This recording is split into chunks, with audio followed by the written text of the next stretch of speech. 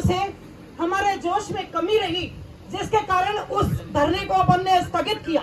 अगर आज हम स्थगित नहीं करते तो बात कुछ अलग होती और बहन को अब तक न्याय मिल चुका होता।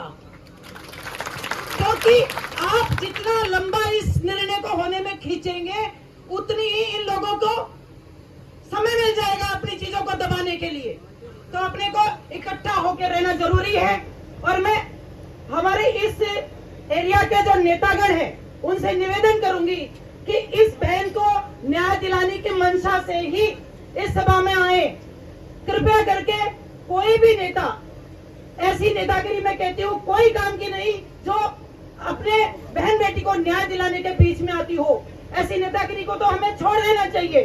सबसे पहले हमारे घर सुरक्षित होए, हमारी बहन बेटियां सुरक्षित होए। आज अगर हमने थोड़ी भी कमी रख दी इस बहन को न्याय दिलाने में, तो मान के चलिए आने वाले समय में इस समाज में ऐसे लोगों का मनोबल इतना बढ़ जाएगा कि नौकरी वाले बेटे तो बेटियां अगर उनके अपन ने बिना नौकरी वाली की शादी कर दी, उनका भविष्य सुरक्षित नहीं है, 6-7 साल बाद में भी सुरक्षित नहीं है। इस बेटी के साथ जो हुआ 7 साल बाद में घटित हुआ। तो ये सोच करके एक बार तो रोंगटे खड़े हो जाते हैं कि आप बेटी या तो नौकरी लगाओ, और नौकरी लगना हर की बस की बात नहीं होती है। भगवान तरह तरह के हर आदमी को अलग चीज के लिए पैदा करता है। सभी नौकरियां करने लग जाए तो घर का काम कौन करेगा? आज अपन दूध खा रहे, अनाज खा रहे, उन्हीं बहन बेटियों के कारण खा रहे ना। वो खेतों में इतनी मेहनत करती है, नौकरी वाली उतनी मेहनत करती नहीं है।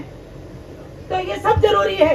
और आज अगर अपन न्याय दिला के उठेंगे तो मान के चलिए आने वाले समय में इस तरीके के जो सामाजिक तत्व है ना, वो बिल्कुल उनका मनोबल खत्म हो जाएगा।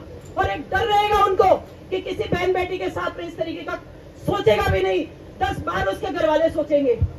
एक लालास का परिवार, हमारे समाज का परिवार इस तरीके से एक बेटी के साथ कर देता है। और हम साथ आज 20 तारीख को ये घटना हुई और आज 8 तारीख हो रही है, आज 18-19 दिन हो गए, कुछ भी नहीं हुआ है।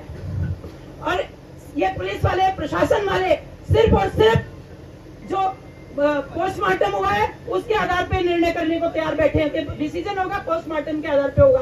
पोस्टमार्टम कभी भी सही नहीं हो सकता है। पोस्टमार्टम सिर्फ ये बताएगा कॉज ऑफ डेथ क्या है, इस मृत्यु का कारण क्या है। आत्महत्या अगर संदिग्ध अवस्था में है तो उसको नहीं पता। ये सिर्फ मौका, जहाँ ये घटना घटित हुई थी उसका मौका मुआयना करने के लिए जो एफएसएल टीम आई थी, उसने जो रिपोर्ट बनाई वो सार्वजनिक करे। मेरी प्रशासन से ये मांग रहेगी उस रिपोर्ट को सार्वजनिक करे, क्योंकि वहाँ 200 लोग देखने गए थे।